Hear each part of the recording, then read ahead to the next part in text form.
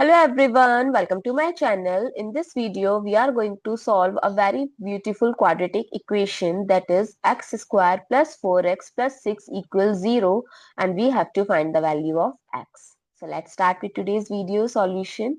So to solve this quadratic equation, I am going to use quadratic formula, that is x is equals to minus b plus minus under root b square minus 4ac by 2a. Now, what is the value of a, b, c? So the standard form of quadratic equation is ax square plus bx plus c equals 0. Now, if we compare the equation given and the standard form of quadratic equation, the value of a is coefficient of x square, that is 1. The value of b is coefficient of x, that is 4. And the value of c is the constant 6.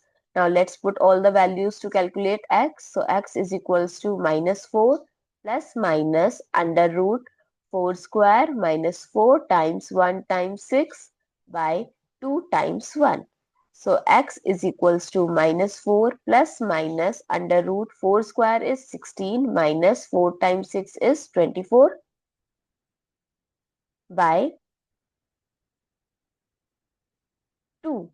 So x is equals to minus 4 plus minus under root minus 8 by 2. So x is equals to minus 4 plus minus under root 8. We can write it as 4 times minus 2 by 2. So x is equals to minus 4 plus minus, this we can write it as root 4 times root 2 times root minus 1 by 2. So x is equals to minus 4 plus minus root 4 is 2, and this is root 2, and this is iota by 2. Root minus 1 is iota. Now from numerator, if I'll take 2 as common, minus 2 plus minus root 2 iota by 2, this will cancel out. So two values of x are, x1 is minus 2 plus root 2 iota, and x2 is minus 2 minus root 2 iota. These are the two values of x. I hope it's clear and you find it useful.